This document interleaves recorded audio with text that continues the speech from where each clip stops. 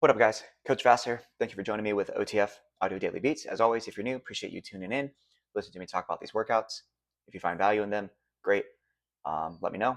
Information is in the description to support me. We're going to talk about Wednesday, August 6th, which will also repeat on Friday, the 22nd. We're going to see power on the treads, on the rowers, endurance on the weight floor. Talk about the 2G, talk about the 3G, and then wrap it on up from there. So on the treads, we're going to see two blocks. First, we hold steady in base. Then it's a quarter-mile repeat. Recover as quickly as you can between efforts. On the rower, all-out rows with bicep work in between. Can you hold or beat your average watts each round? And then on the floor, we're working anti-rotation or your ability to keep your core still while you move. Now, I will mention that for this specific day, there are tread cards for the repeats portion. So keep that in mind, especially with the 3G, if you are coaching that. So looking at the 2G, first and foremost, block one, you're going to see 7.5 minutes.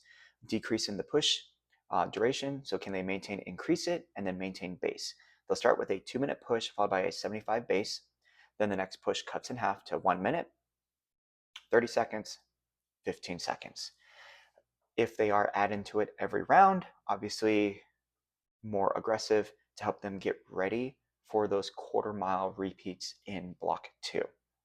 So power walkers, they'll start at 5%. Joggers and runners, 1, maybe 1.5. That way they have room to grow if they choose to bump it up every round, because you'll see a potential of 3 possible additions to the speed if they take those opportunities.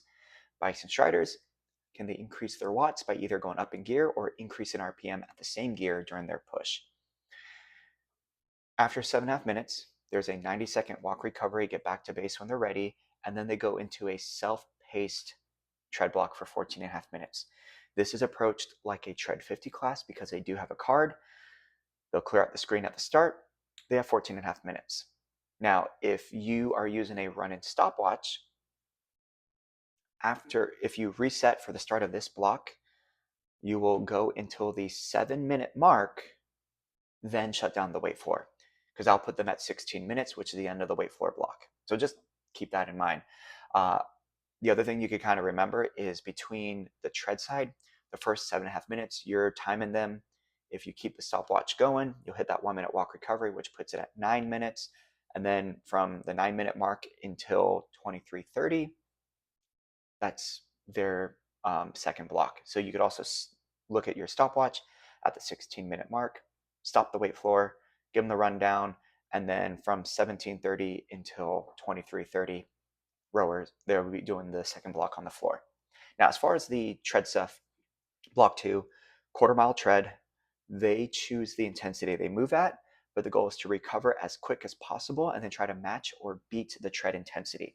So this is a great day to help people prepare for that quarter-mile benchmark that has been incorporated this year on the templates.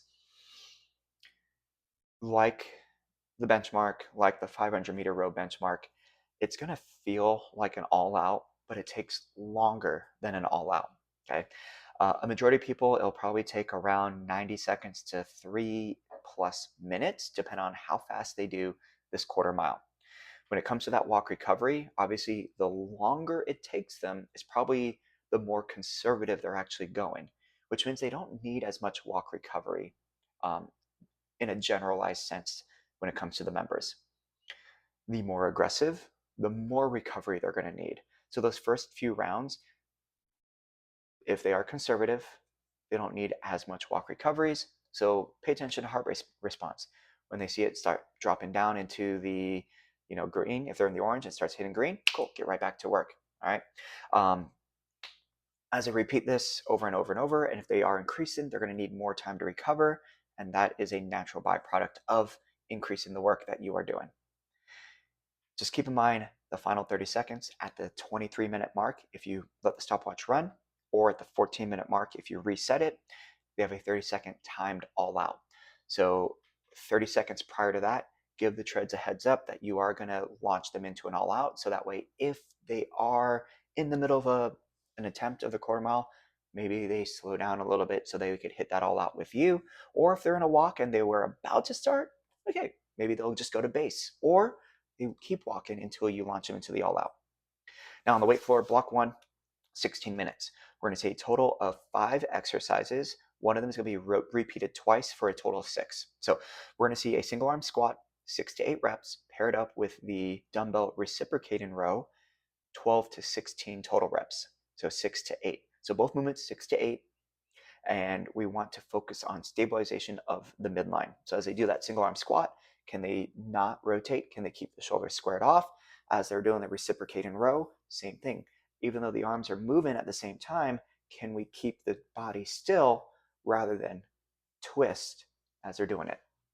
Then they pull that into the high plank pull through. So hands underneath the shoulders, feet are wide, they grab that dumbbell, move it over, and then pull it back. The high plank pull through, one of my favorite things to do is to take the kneel pad, place it on their hips, okay? And that gives them tactile feedback of what their hips are doing, because we want the mat to be as stable as possible. All too often, you'll put that mat on there, and if they're not paying attention, they're gonna feel that mat roll off. So keep the feet wide, glutes are tight as you move the dumbbell without shifting or rotating the hips. The next pair is gonna be a single arm deadlift, and then reciprocating shoulder press. The key thing here is people will start to lean. So now they're getting that side bend through the obliques. Can we keep the sides strong and tight? Huh, I have a lizard in my patio. That's a new one. Anyways, yeah, that's block 1, 16 minutes. 90-second transition and getting ready for the row. They will need to take dumbbells with them. They're going to see 150-meter all-out row. Remember average watts, and then alternating bicep curls for a total of 12 reps, 6 per arm. Then they'll go back. My recommendation is for the row portion, use the stored programs, obviously, as soon as they're done, hit sign out so it displays their average watts for that first round, okay? That way it gives them the idea of, okay, what do I need to do for this next one? Also, when they go back on the rower and they go to stored programs and do it, it'll be displayed at the bottom. Now for them to match or beat their average watts, whatever their average was, the current watts have to be at that or higher to match or beat. So every time they drive back, they'll see that watt displayed once they finish the stroke.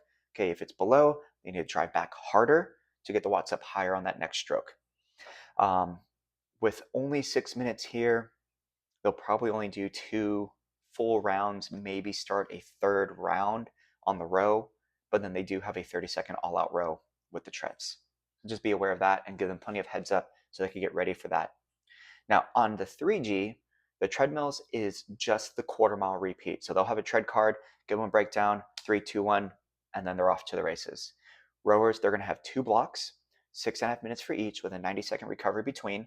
Block 1 is 150-meter all-out row with the average watts as the focus, paired up with body weight reverse lunge to single leg knee drive. They'll do 6 on one leg, 6 on the other.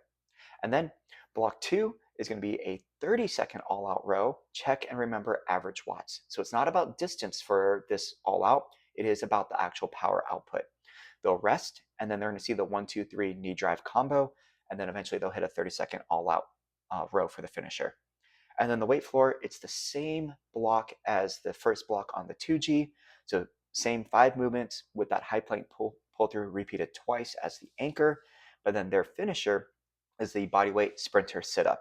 So as they come up, it is a full sit up. As one knee comes up, opposite hand comes up. So it's still a counter rotation movement. So we're not looking for them to rotate with that knee to opposite elbow. It's a sit up and pump the arm, and then the other side. And that's it for that workout. Once again, this is Wednesday, August 6th. It'll repeat on the Friday, the 22nd. Any feedback, let me know. If this has been helpful, information is in the description to support me. Thank you all who have, and see you on the next one. Coach it down.